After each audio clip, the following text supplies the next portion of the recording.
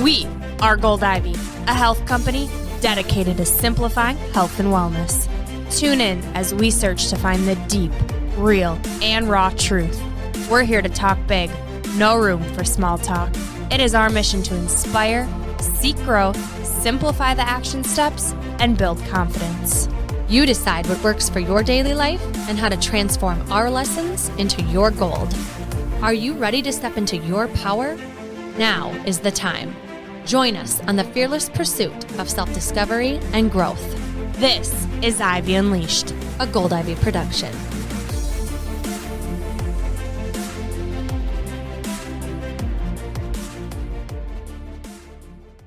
If you struggle with digestion, energy, bloat, acne, mood, fatigue, listen up. I spent 4 years, 50 plus doctors, and tens of thousands of dollars to heal my gut so you don't have to. I've created the what to do guide I wish I had before spending years navigating the overwhelming amount of information and conflicting doctors' opinions out in the gut health world. My help, I can't figure out what's wrong with me, the How to Heal Your Gut Starter Kit is now available, and the response to it online has been incredible. On top of what I wish I would have known, I also wish this information would have been easily accessible for me. Because of that, it's available to you on the shop page of our website for only $9.99. Included in my guide is what helped me and countless others heal their gut, along with chronic fatigue, acne, hormone imbalances, and so much more. You'll learn what foods to stay away from, what foods to eat, a 4-week gut healing eating plan, lifestyle tools to aid your healing process, and 2 of my go-to favorite recipes. So head over to our shop page on our website, goldivyhealthco.com, and remember, happy gut, happy life. You can heal. Let me help you.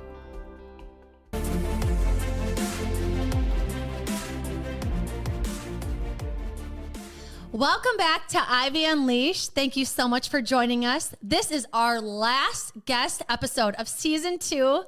And we are thrilled for who is in the house with us tonight. Megs is in the house. Thank you so much for being here. I'm in the house. Thank you for having me. I'm so excited. I'm ready. If you do not know Megs, You need to. Megs Pulvermacher, she has a social presence. She has a podcast presence. In a room, she has a presence. She's always had a presence. And just to let you all know, I have known Megs for a long time. And we just happen to live in the same city and haven't seen each other since high school. But we are both from this tiny ass little town in Wisconsin called Richland Center. And so we are finally reunited. It is so good to see you. You too. It's like a day hasn't gone by. I feel like we're like playing JV basketball or something. I mean, glad we're not. The thing is like, Preach. she has not changed a bit. And you have in so many ways too. But just, you've always had this really magnetic energy about you. And it's always been so easy to be by you. And I feel the same way when I listen to your podcast. It's like so easy to listen. It's so easy to feel connected to you. You have this like, just, I don't know how to say it, but like this magnetic presence. And so happy that Brooke gets to meet you and that our listeners and followers get access to you because you're just awesome. Well, thank you. Thank you so much. Yeah. I do love, connection. It's always come very easy to me and always been the most fun thing ever to just meet new people, be in new spaces, and kind of be the light. I love being the light when I walk into a room. So You are the light. We've been laughing since you walked in the door. Everyone listening, you are in for a treat. We are going to take you to places in this podcast that might be uncomfortable, but are needed. And we are going to talk about a topic that Andrea and I are so thrilled to talk about. We could not have had a better person to share the space with us. And Andrea knows you from way back when. Mm-hmm. But I'm curious, who is Megs now? Andrea really put it very well. I haven't changed a whole lot, which I actually love about myself. It's one of my favorite things about myself is I have just a very consistent energy. I've always been just like kind of a naturally happy person, very extroverted and warm. I have kind of a knack for making people feel safe to be themselves.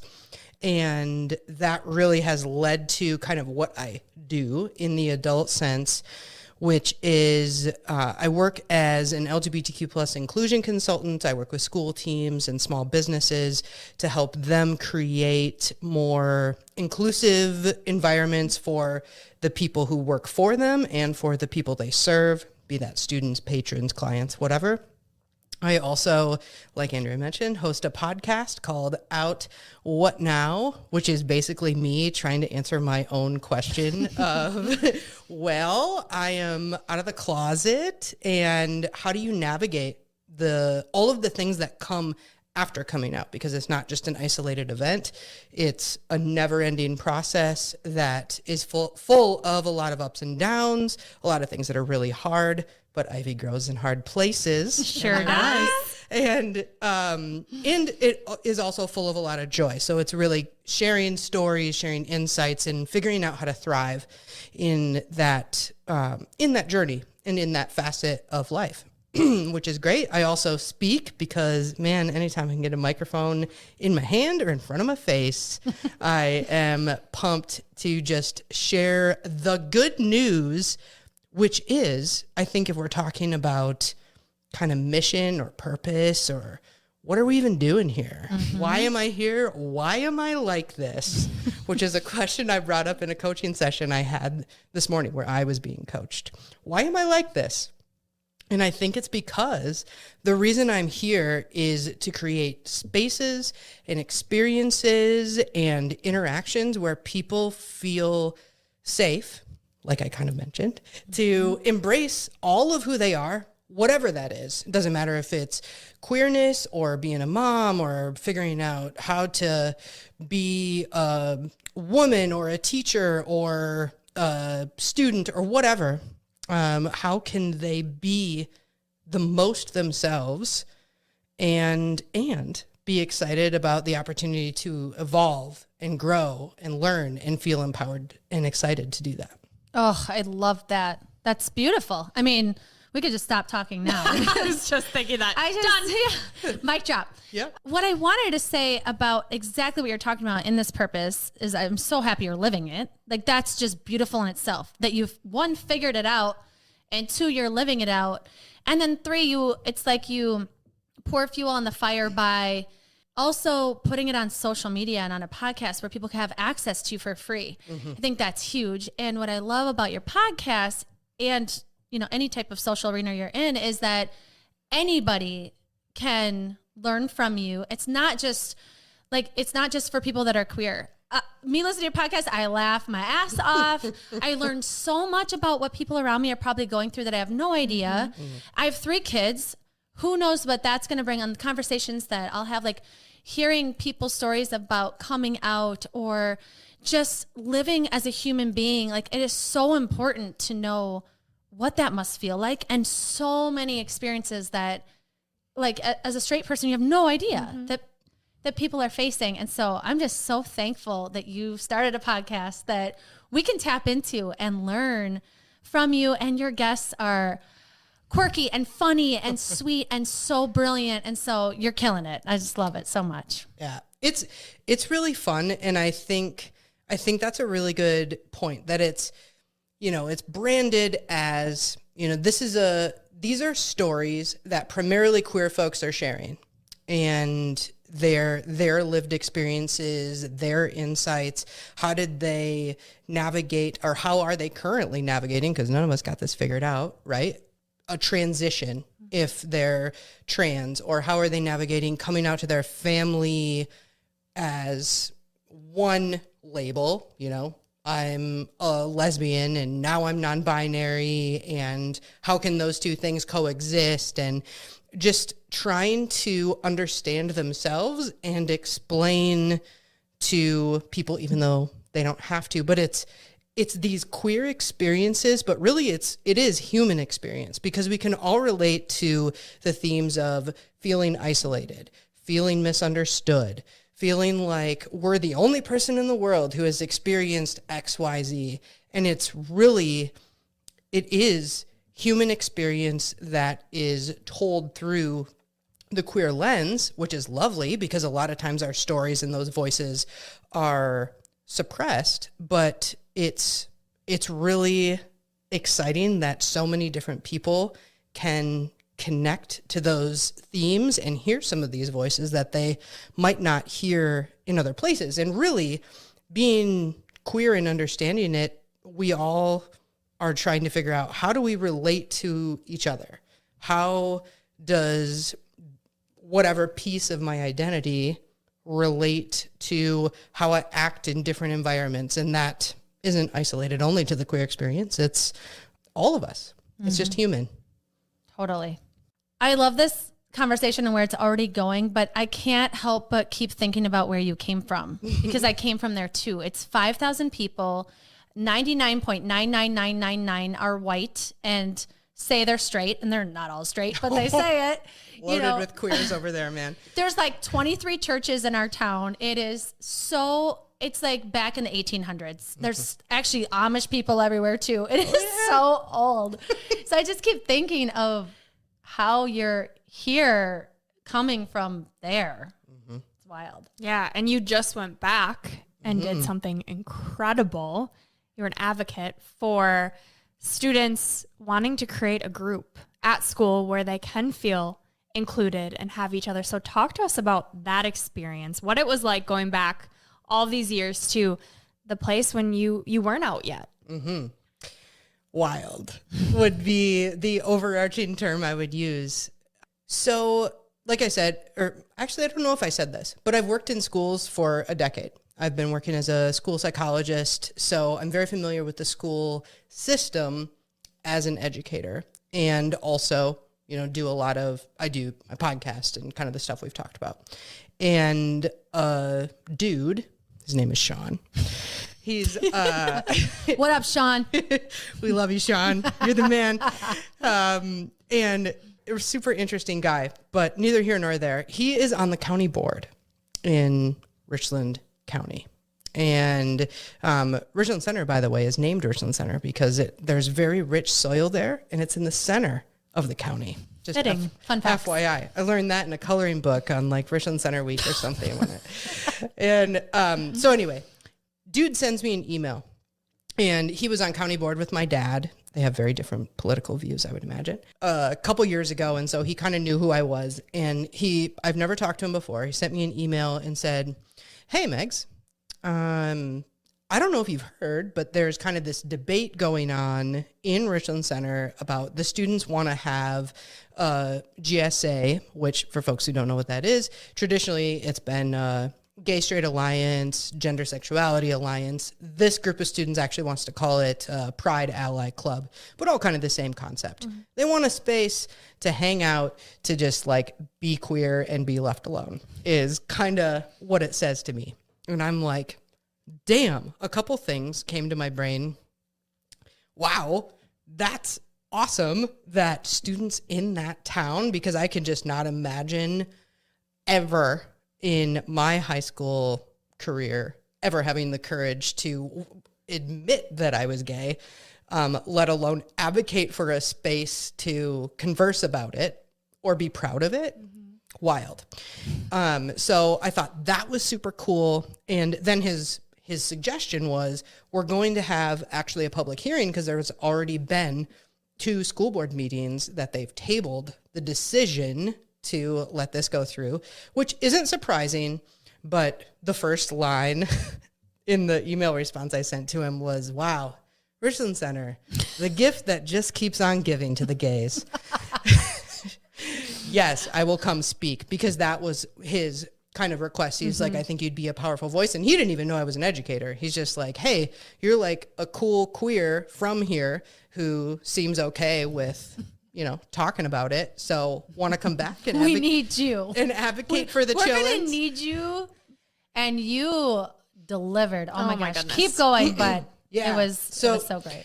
Honestly, my first reaction to it was, I was tired. I was tired already, because since my coming out, there has just been family turbulence. So I don't really go home that much anyway. And I had, until just a year ago, I had never brought a partner home. But now my fiance has come home with me a couple times. Has come to Christmas, met the fam, been around town. And she's even commented on like, whoa, that is a whole energy as you're driving into town. You know, it's like Joe Biden and Kamala Harris on the billboard coming into town, Dumb and Dumber. It says like devil horns on them. yeah. It's like, Wow. nuts. So a really nice welcome to our town, but also accurate. And so I've kind of felt tired as right when I got the thing, it just kind of felt like a big thing. Yeah, energy sucker. Yeah. 'Cause I was like, it's a long way to go. It's a Monday night. I live in the city, so it's a 4-hour drive. And I was like, oh, I could join by video because everything's on Zoom, and I could like give my little talk, or I could just send a video. I wouldn't have to do it live. But then my fiance and I were kind of talking about it. We were like, you know, if I do that, it's really easy to be like, no, like you're from the big city. Of course you think this is something that should be in our town. This has nothing to do with you. Thanks, no thanks, goodbye. And then I was just thinking about kind of like little me, and how still, even with the existence of a Pride Ally Club, I wouldn't have touched that shit with a 50-foot pole. No fucking way. Absolutely not. But had it been present when I was in school, there would have at least been a message that this, if I was in a space to come out, there are people here who would support me. And the culture of the school is welcoming and safe, and they don't want me to get my ass kicked for being gay. It's like you can be you. Yeah. And what a great message to send, whether a student is accessing the club or not. So it's about a bigger thing. It's about the message. It's about culture change in the community. It's about creating a space where for a lot of students, this is the only 8 hours a day they get to feel safe. It's the only time they get a meal. It's the only time they have adults who are paying attention to them. And especially for queer kids, it's maybe the only time that they're going to get to just be themselves because maybe they can't be out at home or in the community or whatever. So I was like, I need to go back. I've had all of these experiences that are just kind of coming together to make sense that like I'm the person that makes sense to go do this. And of course there's going to be other people. I knew I was going to be walking into like Bible weaponization 101, which is just out of control. Just wild what some of these people who, I'm not here to say someone isn't a Christian, but it's just not the way that I would envision the way that I would do that. Well, and you grew up in church. Like, it's not like you are separate from church, separate from God, separate from Jesus. You believe in Jesus, you follow Jesus, and you went to school at a Catholic church. Like, you are not someone that's like foreign territory. Oh, yeah. Yeah. So the thought that I was having as I was going into it was like, well, I know I'm going to have kind of a visceral reaction to it because I had a lot of great experiences there. It wasn't like I was like wilting in high school or anything. Like I was homecoming queen, weren't you? Yeah. Yeah. I believe you I passed. passed the crown She to her. passed the I'm crown sitting to in me. royalty. You really Oh my gosh, I forgot about that. Yeah. And, you know, I did a bunch of great things there. People were kind to me. They were respect, all of that stuff. I didn't get bullied. I didn't have necessarily overtly negative experiences, but I also just, I knew I was going to be emotional going back in there. So I had to be very intentional with what I was going to say, how it was going to land on different ears. You know, the students in there, are they going to feel supported? The really angry, scared church folks who are in there and think that this is surgery club and like every one of these kids is going to have gender dysphoria and they're all going to like get their breasts cut off and like blah and all this stuff. How am I going to reach them? Not that they're necessarily who I'm even trying to reach, but if I'm going to have kind of a collective impact here, how can I present the idea that I'm from here, I was a queer kid who you thought was awesome. I checked all of the Richland Center boxes. You know, like I was active in my church. I was an awesome student. I won community service awards. I did all of this stuff that supposedly makes you a good person. And I was gay the whole time. And to my knowledge, no one has caught it. Even people who have come pretty close apparently got over it. So it's like, this is going to be okay. And, you know, it had to be just a well thought out, like, listen, we all want these students to be successful. We all want people to feel safe. We want them to come to school. We want them to be proud to be Hornets. I really went with the Hornet thing. I don't know if you noticed that when you listen. There is the Hornet pride. But it's like, oh, we're going one hive. And if, and you rolled up in your orange car. Yep, I sure did. Black and orange till I die, baby. I got my orange shoes. Yeah. And I was ready to go. And I did have to cut some stuff out because when I was doing my run throughs, it was far too emotional. But basically I was like, I'm from here. I did all the things that were expected of me, and I was gay the whole time, but I never told anybody because I knew it wasn't safe to do it.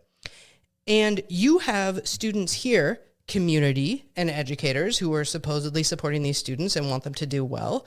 So let's look at the data. They're more likely to come to school. They're less likely to consider suicide. They are more likely to have good grades, to feel connected to the school community, to participate in extracurriculars that are beyond this, because, oh, if we're going to get rid of all clubs, let's get rid of football. What do you think about that, Joe? and just kind of like laid the data out. Also, it's just blatantly illegal for them to say that they can't have it because there are other clubs.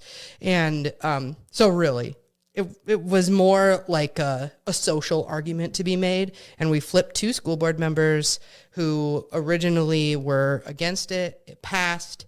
And I was so impressed with the student turnout, with the support of adult turnout, and unsurprised by the fear-based kind of religious turnout, which is too bad because they have such an opportunity to give so much love to those students who are in their community, who are shaking their hands at church, who are sitting in the same pews as they are, who, I don't know, that they're impacting and they have a chance to embrace.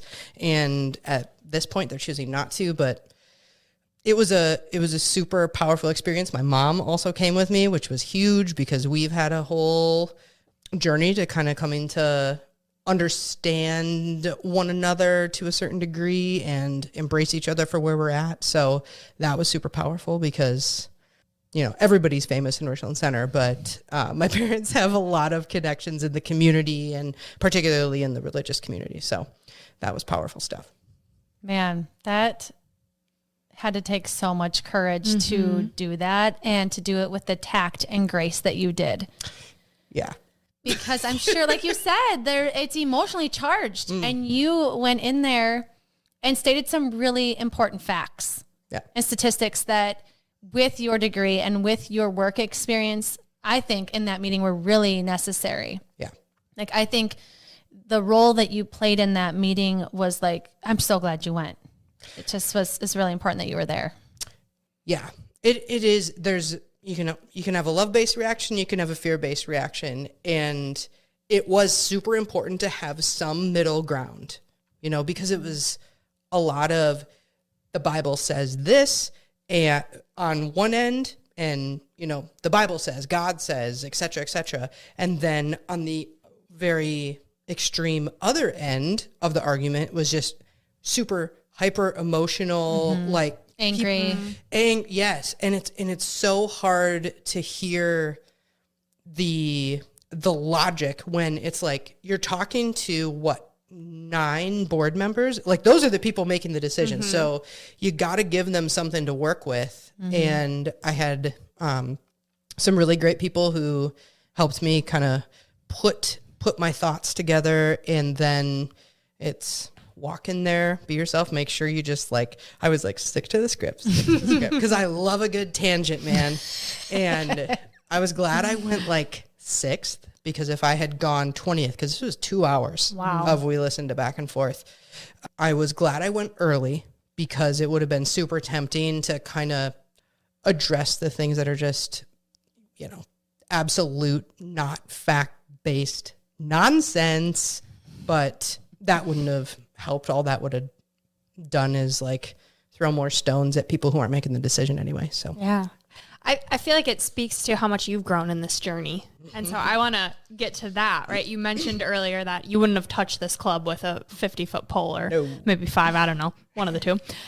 And now you're going back and advocating for a club like this. So what has this journey been like for you from being on the JV basketball team to now the space that you're in and the incredible work that you're doing?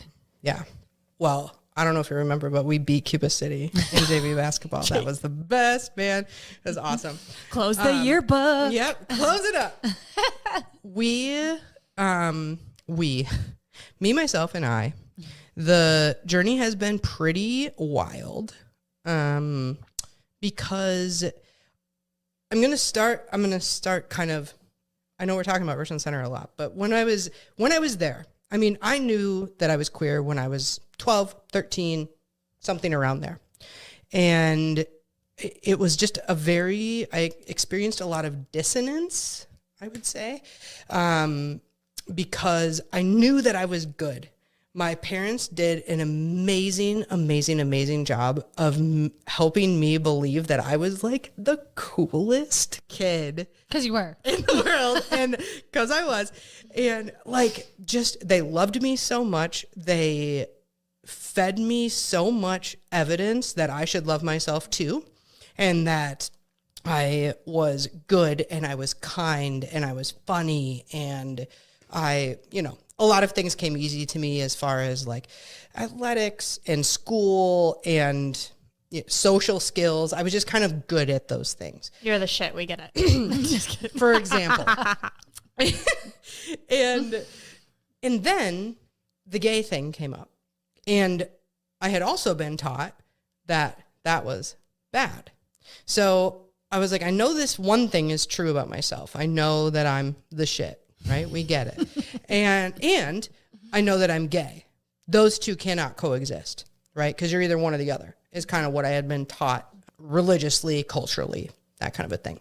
So that was really just kind of disconcerting as I was growing up. So I really learned to kind of like compartmentalize and loathe that part of myself. And it also, I mean, it served me in many ways because it made me really driven to be good at lots of other things to kind of cancel out the not so good, right? And I kind of hoped it would just go away. It didn't. And spoiler alert, still gay, but also still the shit. So there can be room for both. It's spoiler fine. alert, you can be both. Yeah, they're not mutually exclusive, which is great. And so that's like 12, 13, 14, whatever year old Megs, whoever I am today.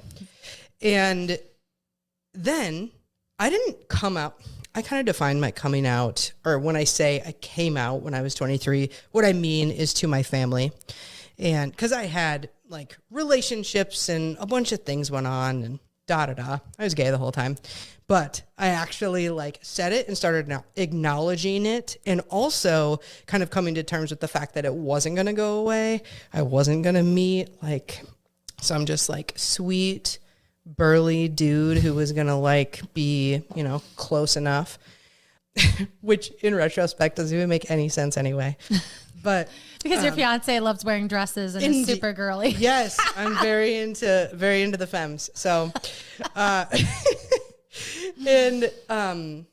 so I came out when I was 23 and kind of started coming to terms with it, but also kind of kept it compartmentalized. Like it was there. I was acknowledging it more. It was out in the open. If people asked, I wasn't lying, but I also wasn't like, you know, coming on podcasts, for example, to talk about it. And I had a major shift, like so many, when COVID came. I had already done a lot of things. I had started getting into personal development. I had a podcast for a year and a half, something like that already, where I was talking a lot about mindset and a lot of the mindset shifts I had undergone in kind of a health and wellness journey. Because right when I came out, I gained a bunch of weight because my coping skills were Miller Lite and Taco John's. I love a crispy chicken. Also, and we are having a beer the first time on Ivy Unleashed. Yeah. Ever. And I do love a good IPA. Same. I've grown so much since I was 23. And although I do love a Miller Lite still. That hasn't changed. No. But what has changed? What has changed is that I was going to pivot my business, which at the time I was hosting events and kind of doing mindset coaching in an event type of way. And I talked to a coach who had asked me like what my story was or who I was trying to help. And when I told him my story, like, well, I am gay and that's really hard. And as I've kind of started to dig into working on that, I had gone to therapy a little bit and was kind of starting to deal with those things and those feelings and kind of connecting some of my eating and drinking habits to my self-loathing. And he was like, oh, well, you should just help queer people, do a podcast about queer people, coach queer people and help them in their coming out journey. It's like, yeah, okay. I don't want to do that. That makes a lot of sense, but then I have to talk about my queerness on the internet and I have vulnerable to actually deal with it. So then I got a life coach by the name of Andrea Parker, who we've talked about a little bit. She comes up on every podcast I do.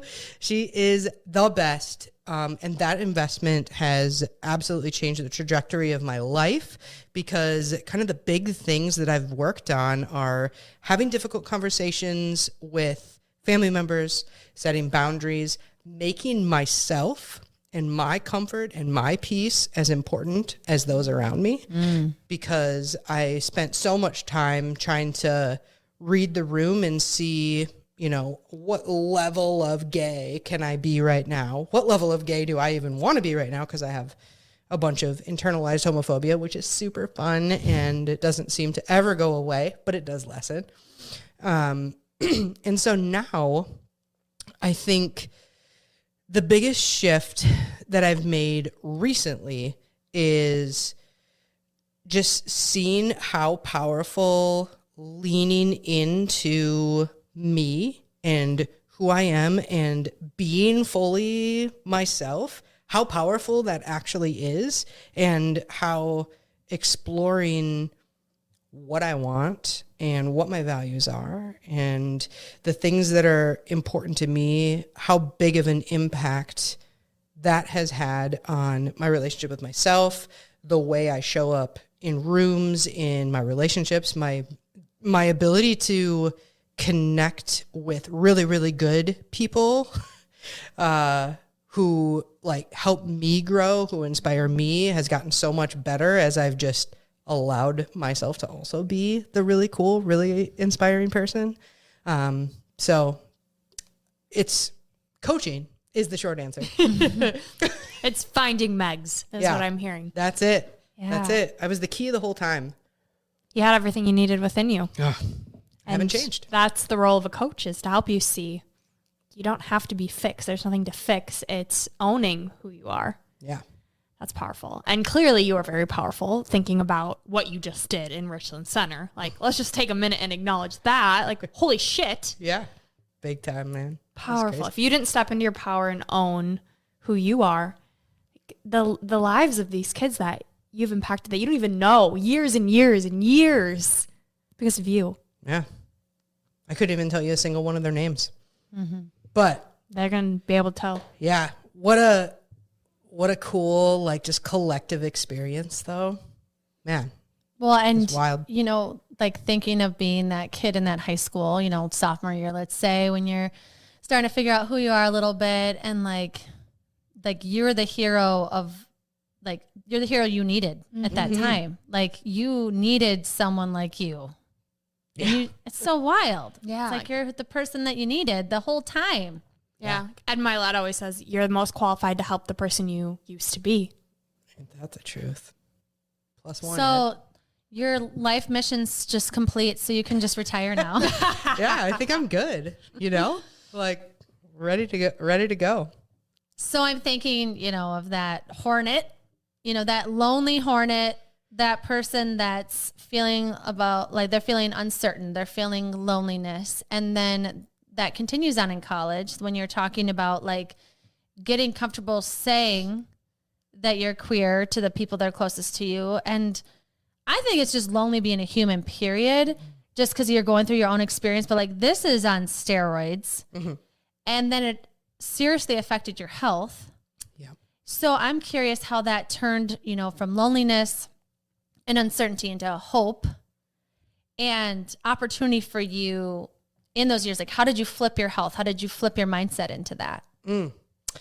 Well, I did a year-long nutrition coaching program called Precision Nutrition.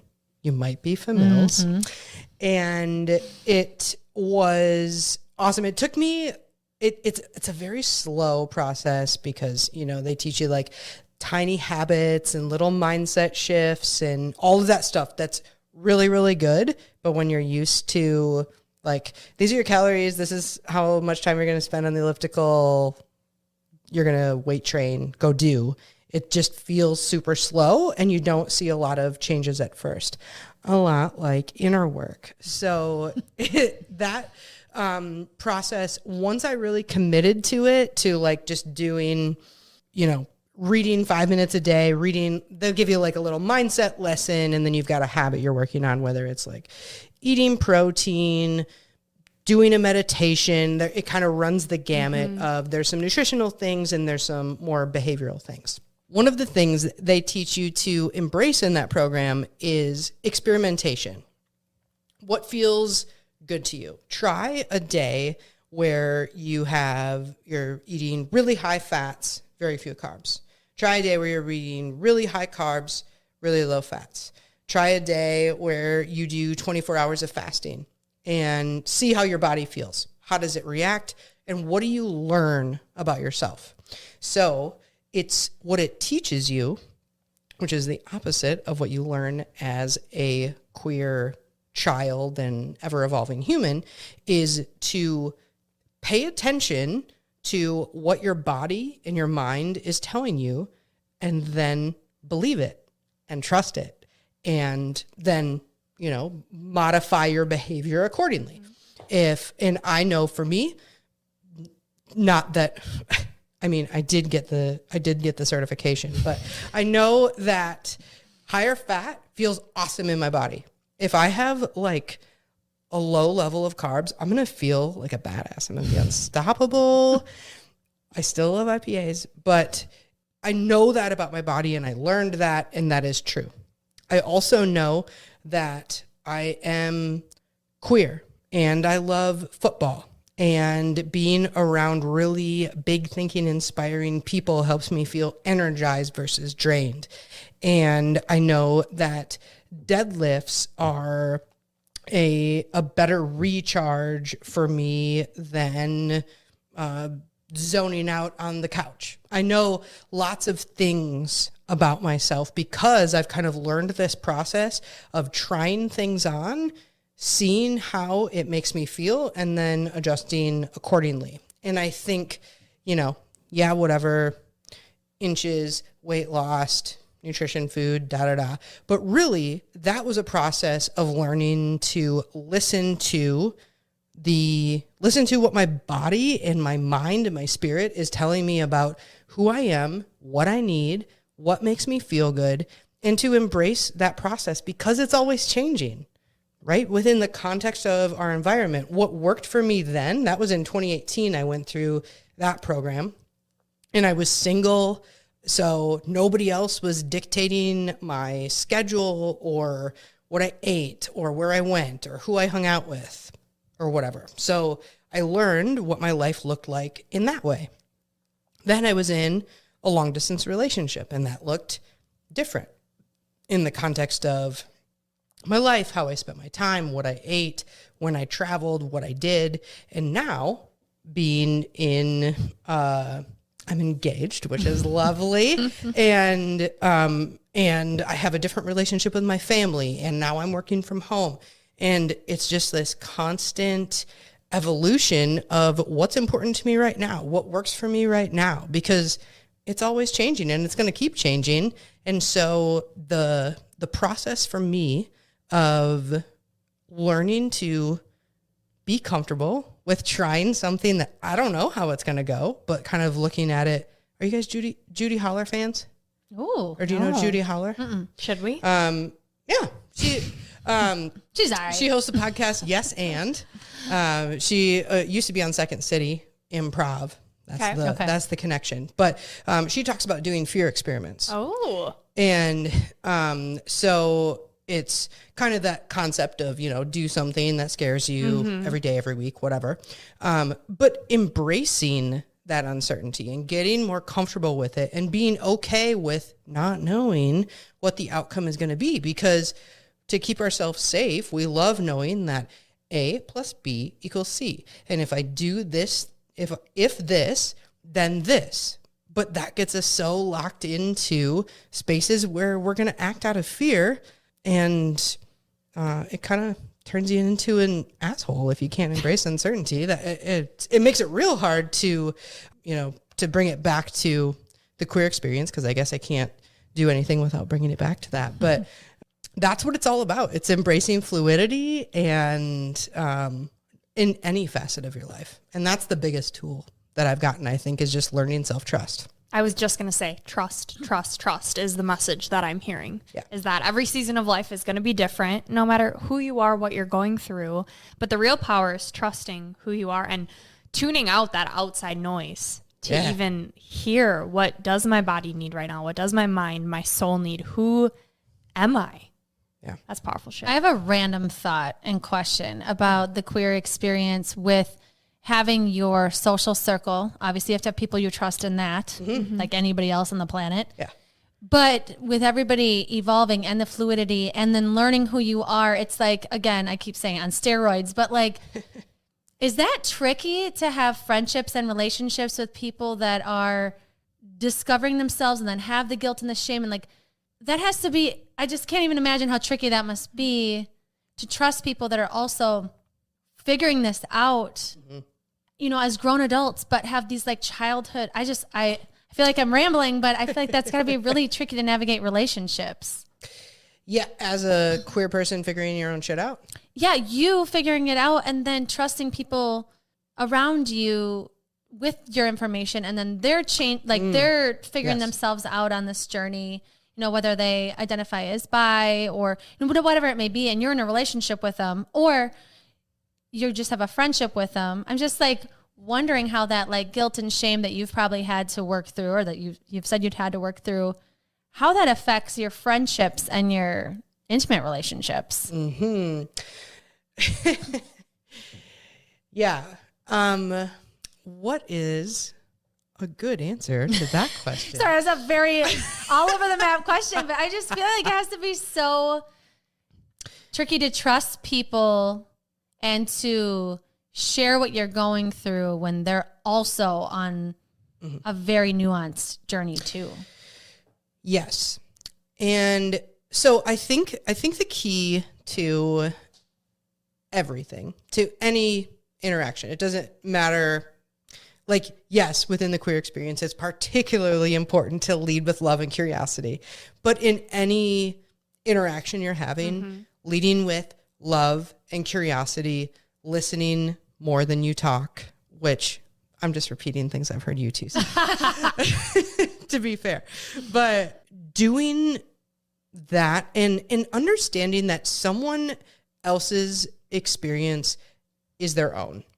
And if inside of you, whether you're an ally, you're queer, you're questioning, you're not sure, if you feel like a certain level of discomfort, or you're not feeling safe because of, not because of what someone is doing or saying to you, but because of an experience that someone else is having, that's an indicator that you have something that you need to figure out, sort out. There's a block, there's a belief there that you need to figure out, because it's reflecting something. Our relationships are mirrors to ourselves, right? Whether it's friends or intimate relationships or whatever, the things that my coach makes me do this exercise that I just hate. And I believe it's called the extreme freedom exercise. Ooh. Here's what it is. So if someone is pissing you off, doesn't matter if it's the dog, husband, partner, friend, whatever, someone's pissing you off. And the first thing you get to do, you get out your little journal and you write down like, ugh, I hate all of these things that they're doing. This is what they're doing that is just grinding my gears. Okay? And you get to get all your shit out of the way in the first part of the exercise. Then in the second part of the exercise, you guessed it, you get to write about where you are doing the exact same damn thing in some other area of your life. And it's always true. You're always doing it. Like, give an else. example. I have a friend who just drives me bonks because she, talks about all this stuff she wants to do, or like, oh, I've got all these goals and I want to do this thing. Never takes any action. And I've had to do this method in this particular situation multiple times. And every single time I do it, it's like, well, yeah, Megs, that's because you're not taking any action on some particular part. I am always in motion, so I'm usually doing something, but a lot of times I'm avoiding. And so then you write, what's the advice you would give to the person who's pissing you off? It's like, well, actually do something. Start small. Take some little actions or whatever. And then it kind of, the point is to neutralize it, to help you see that your frustration you're feeling with someone else is just a mirror into, it's triggering something in you that you're frustrated with about yourself and your subconscious. And I'm sure there's a whole bunch of science and stuff in it. I don't know what it is because it's not my job. My coach helps me do that.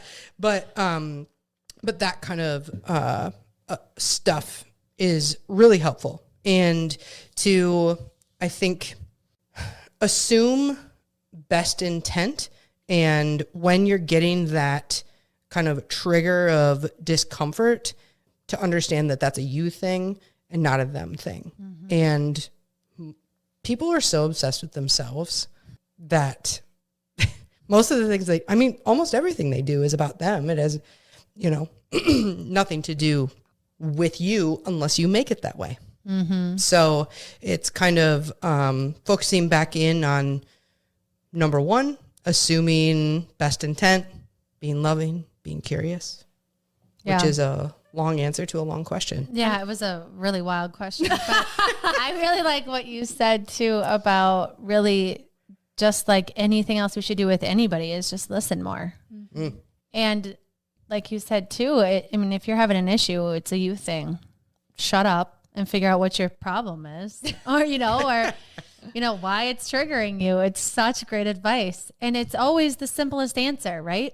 Mm-hmm. Mm-hmm. But I love that exercise. That's powerful. I also think it's easier said than done, right? Like, I'm thinking in your experience, like, I'm curious how you've handled the balance between giving grace for people who aren't in your experience, they don't understand, and looking They're at from that Richland Center versus boundaries and standards of your relationships. Like, how has that been throughout your journey? Thank you so much for being here.